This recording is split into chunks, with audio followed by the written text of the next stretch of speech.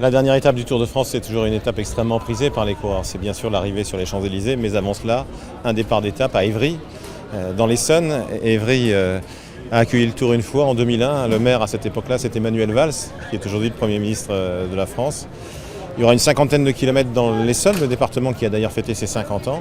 Et puis ensuite, on rentrera dans Paris pour le fameux circuit des Champs-Élysées, circuit qui sera celui de l'an dernier, puisque désormais, vous le savez, nous pouvons faire le tour de l'Arc de Triomphe, ce qui donne une beauté, une majesté encore supérieure à la course et aux images de la course.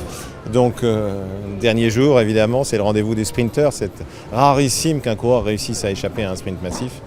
Et qui dit sprinter dit ceux qui ont brillé jusque-là et qui ont résisté évidemment à toutes les embûches du parcours. Donc c'est toujours l'une des étapes les plus convoitées, c'est toujours l'une des meilleures audiences. C'est Paris, l'écrin parisien, l'écrin des Champs-Élysées, offert au Tour de France pour le final de la 101e édition. Et on pensera donc déjà à la 102e qui s'élancera samedi 4 juillet 2015 d'Utrecht aux Pays-Bas.